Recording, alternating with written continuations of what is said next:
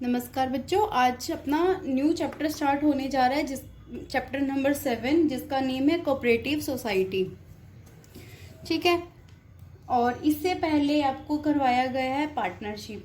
Partnership आप लोगों ने अच्छे से कर लिया होगा। पार्टनरशिप ऑर्गेनाइजेशन उसको साथ के साथ याद करने के बाद लिखना है।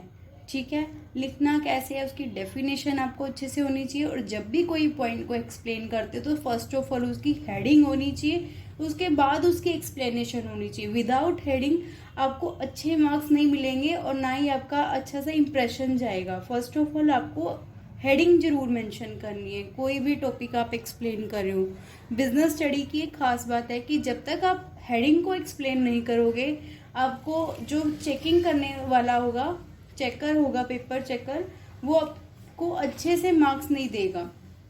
क्लियर। अपना लेक्चर नंबर 10 है। वैसे तो बहुत से हो गए हैं लेक्चर, पर इसके according lecture number 10 cooperative society है। इसका मीनिंग क्या है? कोऑपरेट करना। कोऑपरेटिव कोऑपरेट से बना है, जिसका अर्थ है एक दूसरे की सहायता करना, मदद करना, हेल्प करना। ऐसी सोसाइटी जो लोगों की हेल्प करने के लिए बनी है, आपस में एक दूसरे की हेल्प करने के लिए बनी है, that is known as cooperative society. ठीक है। Cooperative society is a voluntary association. Voluntary क्या होता है? इच्छा के अनुसार, इच्छा अनुसार आप अपनी मर्जी से एसोसिएट करते हैं। एक पार्टनर कोऑपरेटिव सोसाइटी अपनी मर्जी से बनाते हैं। हु ज्वाइन टूगेदर, जो पर्सन बनाते हैं वो अपनी मर्जी से ही उसको ज्वाइन करते हैं। With the motive of welfare of persons. क्यों करते हैं ज्वाइन? जो कोऑपरेटिव सोसाइटी के पर्सन हैं उन्हीं की हेल्प करने के लिए या दूसरे लोगों की हेल्प करने के लिए। Cooperative society is a voluntary association of person who join together with the motive of welfare of persons. ठीक है। सेकेंड में लिखा है मैंने, it protects the member for the exploitation of middleman. Exploitation क्या होता है? शोषण। जैसे कई बार क्या होता है, मीडिएटर्स होते हैं, जो मिडल मैन्स होते हैं, वो आप लोगों से ज्यादा पैसे चार्ज करते हैं। कोई भी वस्तु अगर आपको सेल करते हैं, कोई भी चीज आपको सेल करते हैं, उसके ज्यादा पैसे चार्ज करते हैं मिडलमैन। तो उनके शोषण से बचने के लिए भी कोऑपरेटिव सोसाइटी का बनाए जाते हैं। फिर कोऑपरेटिव सोसाइटी कैसे आपको सेव करेगी, मेंबर्स को कैसे सेव करेगी? वो डायरेक्ट मैन्युफैक्चरर से माल खरीदती है और बीच में मिडल मैन तो खत्म ही हो गए, और वो फिर डायरेक्ट खरीदने के बाद फिर वो आपस में जो वॉलेंट्री जो उनके पर्सन होते हैं या फिर जो दूसरे पीपल होते हैं उनको सेल करती है।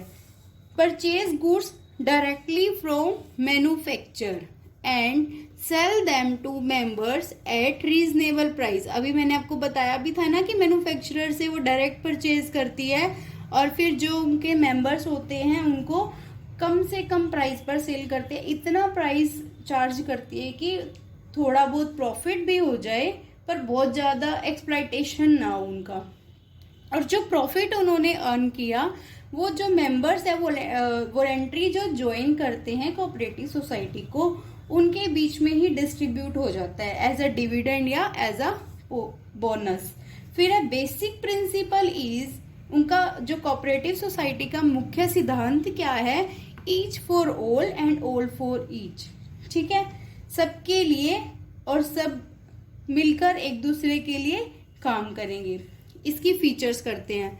वॉलेंट्री मेंबरशिप, कोई भी अपनी मर्जी से कोऑपरेटिव सोसाइटी को ज्वाइन कर सकता है। वॉलेंट्री एसोसिएशन ऑफ पर्सन, किसी भी इंडिविजुअल को कंपेल नहीं कर सकते कि आप इस सोसाइटी को ज्वाइन करो।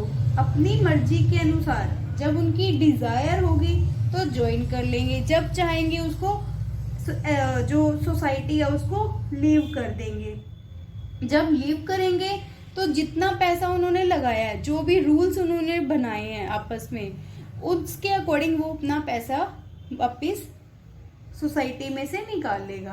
कोई रिस्ट्रिक्शन नहीं है किसी भी धर्म के ऊपर, किसी भी कास्ट के ऊपर। ठीक है।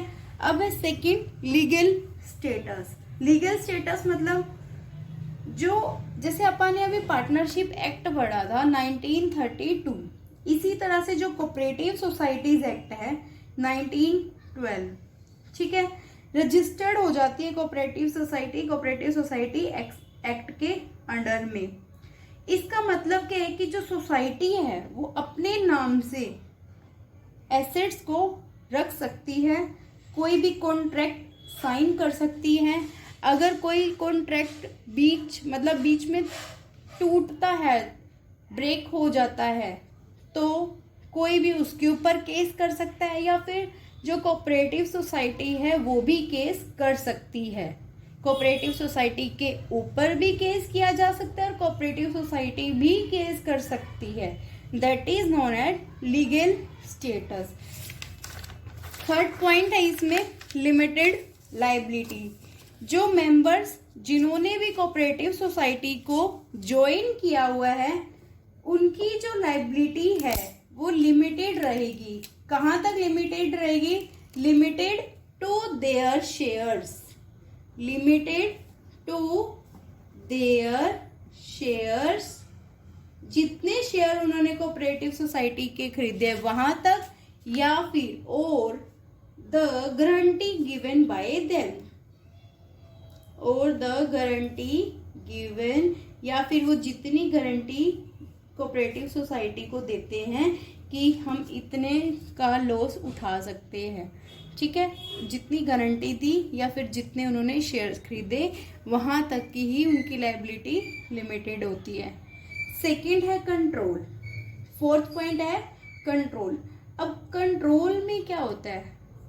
डेमोक्रेटिक वे से कंट्रोल होता है, मतलब कोई भी मेंबर कि उस कोऑपरेटिव सोसाइटी के कितने भी शेयर खरीद ले, 70% खरीद ले, चाहे 90% खरीद ले, कितने भी खरीद ले, 30% खरीद ले, 20%, पर वो वोट सिर्फ एक ही डाल सकता है, ठीक है, सिर्फ वोट एक ही डाल सकता है। वो ऐसा नहीं होगा कि शेयर बेस के ऊपर उसका वोटिंग राइट होगा। Every member has the right to cast only one vote. Every member has the right to cast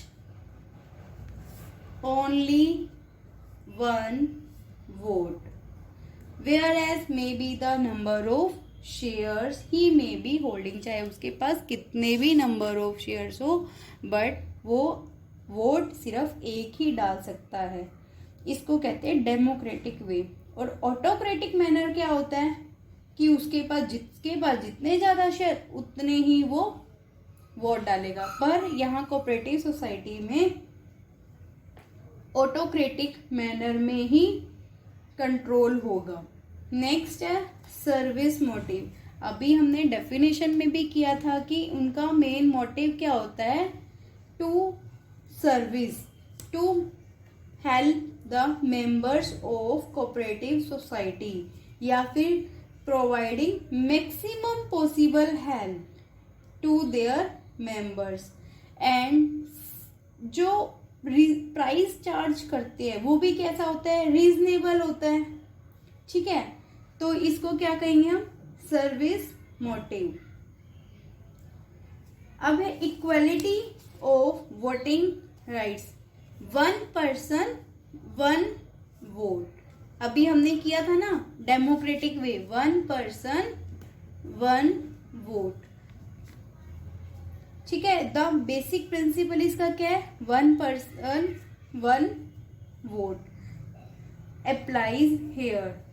Every member can exercise the right to cast his vote. The number of shares purchased by a member has no relevance with the right to vote. Number of shares, चाहे उन्होंने कितने ही number of shares purchase किए, but उनका कोई relevance नहीं होगा, वो सिर्फ एक ही वोट डाल सकते हैं। अब है disposal of surplus. Disposal of surplus में जितना उनके पास जो सरप्लस आएगा, प्रॉफिट आएगा, उसको वो कैसे यूज करेंगे, ठीक है। फर्स्ट यहाँ पर हमें 4 पॉइंट्स बताए गए हैं कि जो 1/4 होगा सरप्लस का वो जनरल रिजर्व में ट्रांसफर करेंगे। अब जनरल रिजर्व क्या होता है? अभी आपका ये +1 का अकाउंट्स और ये बिजनेस स्टडी स्टार्टिंग हुआ है। जनरल रिजर्व एक तरह से ये लगा लो कि हमारे फर्म ने, कंपनी ने या कोई भी है, उसने, सोसाइटी ने एक पार्ट अपने प्रॉफिट का अलग से सेव करके रख दिया है, ताकि फ्यूचर में जब भी कभी कोई नीड हो पैसों की तो उस रिजर्व को यूज किया जा सके, या कोई लॉस हो तो वहां से कवर किया जा सके। ठीक है, ये होता है जनरल रिजर्व। ठीक है, 1/4 of the profit transfer to general reserve. ये तो हो गया फर्स्ट पॉइंट। सेकेंड पॉइंट कह रहे हैं कि dividend is given on the capital, जिन्होंने कोऑपरेटिव सोसाइटी के शेयर्स खरीदे हुए हैं। अब शेयर जो भी खरीदता है उसके ऊपर डिविडेंड मिलेगा। डिविडेंड मिलेगा जो वो सोशल वर्क कर रहे हैं, वो टोटल सरप्लस का 10% से ज्यादा नहीं होना चाहिए। ठीक है, अब ये हो गया। थर्ड पॉइंट है कि जो सरप्लस का कुछ पार्ट डेवलपमेंट एरिया के लिए रखा जाता है, अपनी सोसाइटी के विकास के लिए रखा जाता है, वो भी 10% से ज़्यादा नहीं होना चाहिए। फोर्थ पॉइंट है कि जो रिमेनिंग प्रॉफिट बच गया, अब सबसे पहले 1/4 भी माइनस कर दिया, 10% डिविडेंड का भी माइनस कर दिया, 10% सोशल डेवलपमेंट के लिए भी माइनस कर दिया, फिर भी अगर प्रॉफिट बच जाता है तो वो जो कोऑपरेटिव सोसाइटी के मेंबर्स होंगे उन लोगों को बोनस के रूप में डिस्ट्रीब्यूट कर दिया जाएगा। क्लियर? बाकी आप बुक में से अपनी थ्योरी पढ़ लेना, बुक में भी यही दिया हुआ है। जिसको कोई प्रॉब्लम आएगी बेटा तो आप कमेंट बॉक्स में लिख देना, मैं आपकी जो प्रॉब्लम होगा, डाउट होगा, उसको क्लियर कर दूंगी। फिर है 8 पॉइंट कैश ट्रेडिंग। अब कोऑपरेटिव सोसाइटी ना एक तरह से स्मॉल भी हो सकती है, लार्ज भी हो सकती है, वो डिपेंड करता है। पर जो ज्यादातर कोऑपरेटिव सोसाइटीज होते हैं ना, उनके पास जो फाइनेंशियल रिसोर्सेज होते हैं वो कम होते हैं, वित्तीय संसाधन उनके पास कम होते हैं। ठीक है, इसलिए वो सोचते हैं कि हम जितना भी सेल करें, जितना भी ट्रेड करें, वो कैश में ही करें, ताकि उनके पास कैश की अवेलेबिलिटी हो, उपलब्धता हो, कैश जो नगद है उनके पास उपलब्ध रहे। ठीक है, ऐसा कोई लीगल रिस्ट्रिक्शन भी नहीं है कि वो क्रेडिट में सेल नहीं कर सकते, परंतु उनके पास ये ज्यादा उनकी जो प्रेफरेंस है वो यही रहती है कि वो कैश में ही ट्रेड करें, ताकि उनके पास कैश की अवेलेबिलिटी हो, कैश की उपलब्धता रहे। 9th पॉइंट है अरेंजमेंट ऑफ फाइनेंस। अब कोऑपरेटिव सोसाइटी में जो लोग हैं, जो वहाँ के पर्सन हैं कोऑपरेटिव सोसाइटी के, वॉलेंटरली जिन्होंने एसोसिएट किया है कोऑपरेटिव सोसाइटी को, अब वो लोग क्या कर रहे हैं कि अब शेयर्स तो परचेज कर रहे हैं, शेयर्स परचेज कर रहे हैं तो सोसाइटी के पास पैसा भी आ रहा है। एक तो अरेंजमेंट ये हो गया। सेकेंड क्या हो रहा है, loan obtain from the government. अगर वो रजिस्टर्ड है कोऑपरेटिव सोसाइटी 1912 के अंडर, तो फिर वो लोन ले सकती है गवर्नमेंट से। सेकेंड पॉइंट ये हो गया।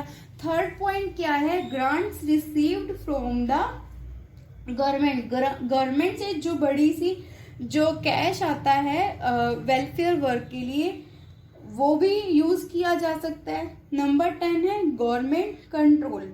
वैसे तो वॉलेंटरीली एसोसिएशन है ये, गवर्नमेंट का कंट्रोल ना के बराबर ही होता है, लेकिन फिर भी गवर्नमेंट टाइम टू टाइम जो अकाउंट्स होते हैं कोऑपरेटिव सोसाइटी के, उनको चेक करती है। ठीक है, cooperative society have to send their annual reports and accounts to the registrar. अपने जो वार्षिक उनकी रिपोर्ट्स होती है, अकाउंट्स बनाते हैं, वो रजिस्ट्रार के पास भेजते हैं, गवर्नमेंट ऑफ रजिस्ट्रार के पास भेजते हैं। इस तरह से तो गवर्नमेंट का भी कंट्रोल हो गया। ठीक है, अभी आज के लिए आप ये करो कैरेक्टरिस्टिक्स, यहाँ तक आप अच्छे से याद करके लिख लेना, उसके बाद के पॉइंट मैं नेक्स्ट लेक्चर में करवा दूंगी। Okay, thank you for watching the video. Like, share and subscribe my channel.